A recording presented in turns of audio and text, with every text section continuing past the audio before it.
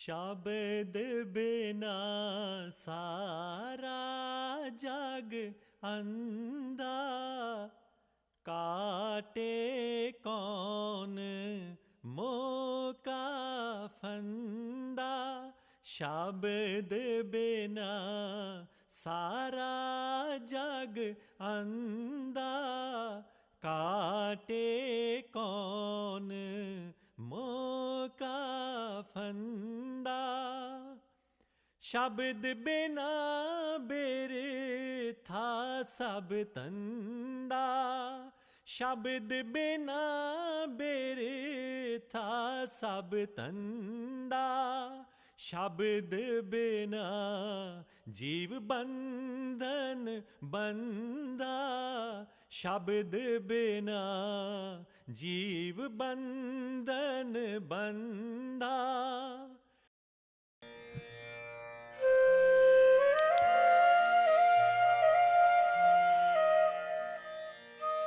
Welcome seekers to today's spiritual satsang, titled Pious Living, Karma and Moral Life. Subtitle, Dharma, Household Life and Renunciation. I have with me East Asia's main speaker, who is an advanced disciple of a perfect living master. So main speaker, let's begin the satsang with your words of introduction before we move to the question and answer section after this. Over to you. With Master Love, my most humble greeting to you all. Welcome, brothers and sisters. I hope you are all keeping well and are able to take this valuable opportunity of social restriction to elevate yourself, to seek the true wisdom, make true spiritual progress for complete salvation, and contemplate about the deeper aspect of human life. The subject of today's talk is titled Pious Living, Karma and Moral Life. Dharma, Household Life versus Renunciation. Now, for those unfamiliar with the concept of a spiritual discourse, let me explain that this brief talk will be given in the form of a satsang, which simply means associating with the truth. And this is the ninth in the series of our monthly talk, or satsang, designed to elevate the listener toward the higher spiritual truth. Now, this elementary discourse is primarily intended for those who are new to the path of the high spirituality, but may also be helpful to those spiritual followers who need further reminding. Before I begin this talk, however, I would like to say a few words of introduction to you. Everything I shall share with you today is a gift of wisdom direct from the Lord itself. For the sincere seekers of high spiritual truth, as for myself, I am a humble messenger, a sincere disciple on the path of the Holy Truth, who has been asked to share this Holy Truth with you. Although I shall speak with the authority of one who has been instructed to do so by the Supreme Lord, please do not attempt to praise or glorify this humble messenger in any way. For you too are all divine beings undergoing a human experience in this lifetime, though you may not yet be aware of this.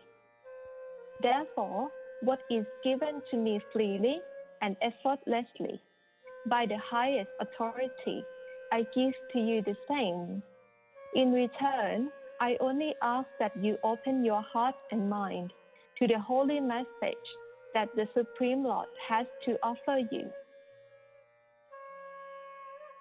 Following the brief satsang, there will be a normal question and answer section, which the main speaker, who has been an initiate from Perfect Living Master an advanced spiritual practitioner for over 17 years, shall answer.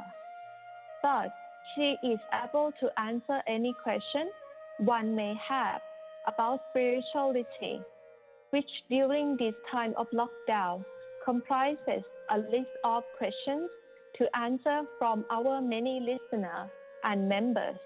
Thank you. Now, let's begin our satsang.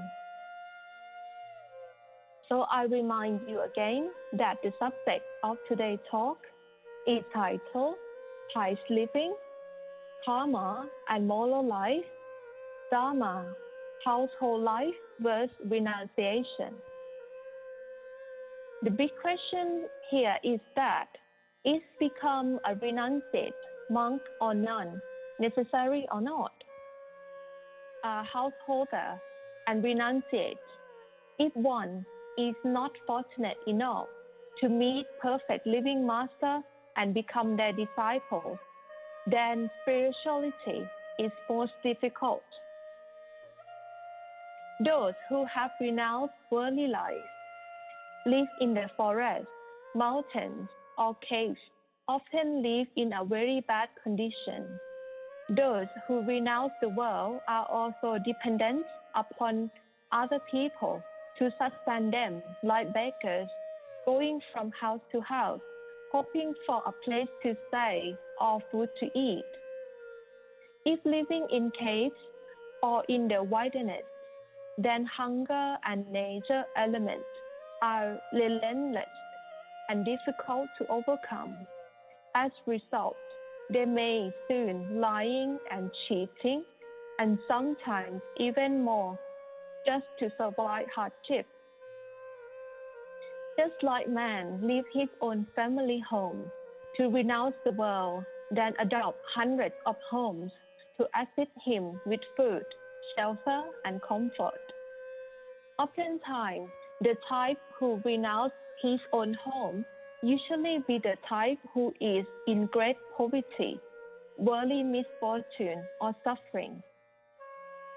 Therefore, in such condition, to merely put a saffron color robe or call oneself a holy man or woman is just turn oneself to another profession of monk or nun. What is the use of renunciation of worldly life if there is no awakening to any wisdom or higher truth? So, to choose whether live in contact with the world or not is more questions of handling attachment and detachment. Perfect Living Master say that wherever, wherever you are, whatever you do, try your best to remain detached. If one renounce the world and get attached to a hut, a cave, a temple, natural surroundings, the animals and trees in the forest, then what is the use of renunciation?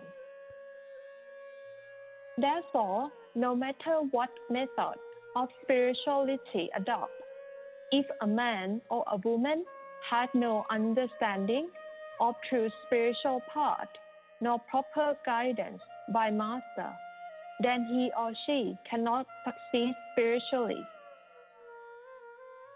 Guru Nanak, an Indian path master, said this: in this world of illusion, do not forget, without the gurus, means holy master, no one cross over the realms of karma. Holy Master tells us that we cannot truly practice detachment unless we get pulled from something else higher than the mind. The pull, that's the pull from ourselves, which is manifest in human form as perfect living master. Holy Master, past and present, tell us that it is not necessary to leave one's home or one's culture in order to attain liberation, but it is absolutely necessary for a householder or a renouncer, monk or nun, to have a perfect living master to guide them. By record, it is also helpful if the perfect living master has themselves led a householder life. Otherwise, the disciple will feel that their master, being a renouncer, knows nothing of mundane worldly life, mundane struggles and suffering. Only when master has lived the worldly life and while living in that worldly life of mundane struggles and suffering, just like everybody, has gained freedom or perfect liberation from it, then master can generally show that there is hope for others via master's spiritual help. Holy Masters, past and present, also confirm that spiritual wisdom or inner true awakening cannot be acquired from scholars or lectures, no matter how skilled they are. One can become a renunciate in their heart, no matter what their circumstances. They can simply do by detaching oneself from worldly life deep within their mind, so that their attitude change towards what's important in life and what isn't. When such one detach themselves from worldly affairs and worldly pleasures, then they will offer their life in service for their master and never claiming any credit for their action. They have loving, compassionate heart and always forgiving others for their wrong against them. They try to live in complete God's will, and this is perfectly possible for one to do so, but it is not easy. Therefore, having now established the firm and need and benefit of becoming the disciple of a perfect living master without leaving one's culture, home, or work, unless one is strongly wished to do so. What one can do right now to attach the attention of a perfect living master for true spiritual salvation is that simply making positive change in their life based on true spiritual principles. The pious way of living includes adopting 3 noble ways to live.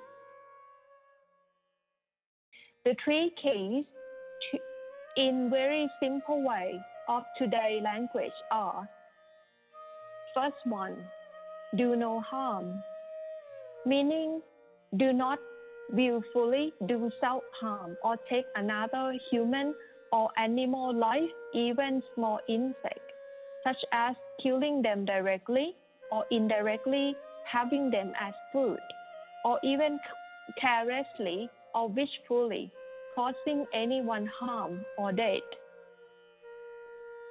Second is to lead a pure moral life, meaning to live by avoiding 5 deadly sins.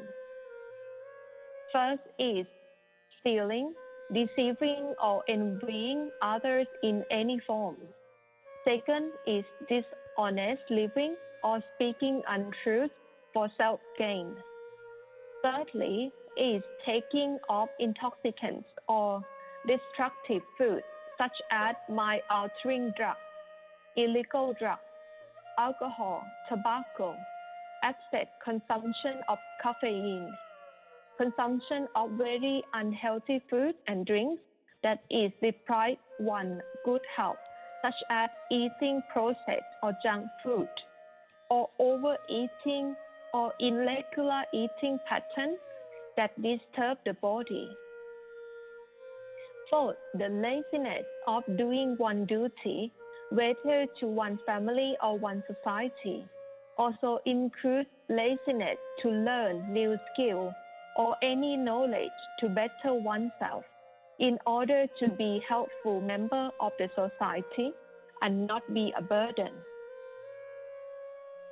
Fifth Sexually misconduct such as adultery, prostitution, one-night stand, sexual overindulgence, or pornography. Now, let's move on the third way. The third way, the last one, is the right service, meaning do what is spiritually right to oneself and others, such as become the seeker of the Holy Truth, helping others in need when possible, with compassion, humility, and also practice through devotion. When time is free from worldly duties, such as through prayer, meditation, or reading the holy books, watching spiritual videos, this is the preference to pursuing leisure activity, such as clubbing, partying, attend unnecessary social functions, luxury shopping, or personal pampering. In addition to the right service to oneself, also include cultivating the sincere yearning of Holy Grace to both become a better, more noble human being and truly want to know the Holy Truth.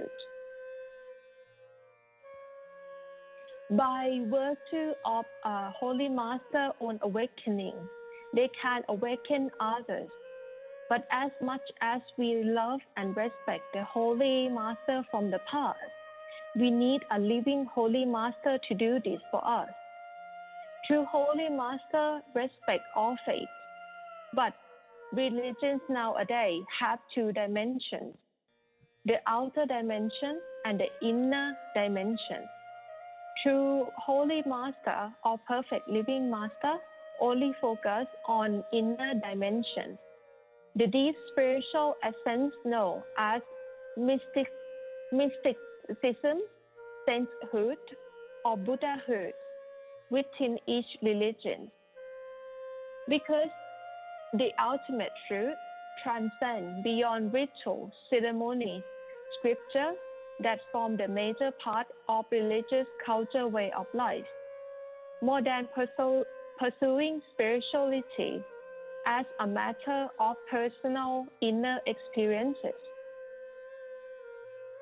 That's why sincere truth seeker throughout history has always turned to the perfect living master of the day for help. Anyone can give a fine talk with little practice, but who can actually give you experience of the beyond. With true master grace, one raised above the human body, senses and mind, and see for themselves that one true self is not this body, senses, and mind, but in fact, we are the soul, the real controller of the body, senses, and mind. Then this is the way of the true sainthood or Buddhahood and final liberation. I may end the satsang here today. So may Master bless you all with the wisdom of the Holy Truth. Thank you. Thank you.